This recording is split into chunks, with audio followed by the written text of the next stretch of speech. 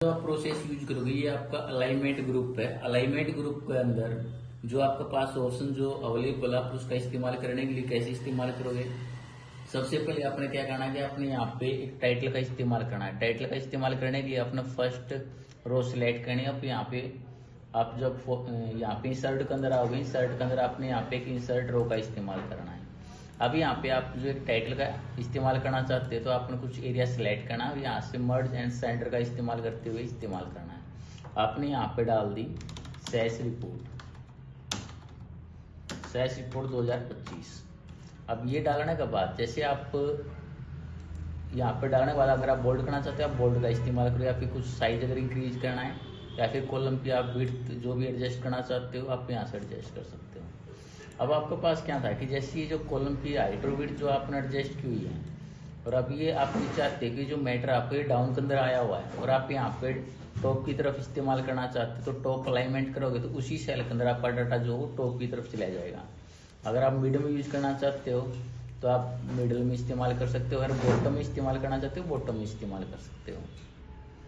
अगला जो ऑप्शन आपके पास यहाँ पे दिया गया ओरिएंटेशन। ओरिएंटेशन करने के लिए आपका जो डाटा है आप उसको अलग अलग टाइप से रोटेट कर सकते हो। जैसे आपने ये जो आइटम है आइटम सेलेक्ट करने के बाद या फिर आप आइटम की बजाय फर्स्ट जो आपकी सेकंड जो रो है वो सिलेक्ट करने वाले दे ओरिएंटेशन के अंदर यहाँ पे आपने जैसे एंगल क्लॉकवाइज का इस्तेमाल करना है तो आप ऐसे भी इस्तेमाल कर सकते हो, या फिर आपने जो भी जैसे वर्टिकल टेक्स्ट में इस्तेमाल करना है या फिर आपने अदर जैसे टेक्स्ट रोटेट टेक्स्ट डाउन के अंदर इस्तेमाल करना है।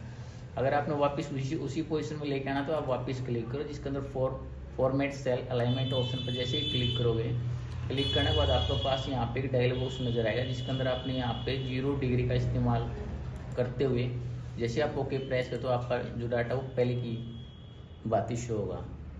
नेक्स्ट आप इस्तेमाल कर सकते हो यहाँ पे ये लेफ्ट डाटा को लेफ्ट अलाइनमेंट करना, सेंटर बीच में सेट करना या राइट अलाइनमेंट करना।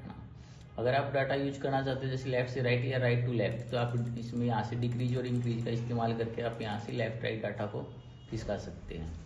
अगर आपने जैसे अदर कोई डाटा डाल दिया, आपने यहाँ पे कोई नाम टाइप किया और नाम टाइप करने के बाद अगर ये आपका एक सेल से दूसरी सेल के अंदर अगर डाटा शो है तो आप रैप टेक्स्ट का इस्तेमाल करके उस डाटा को एक ही सेल के अंदर लेके आ सकते हो।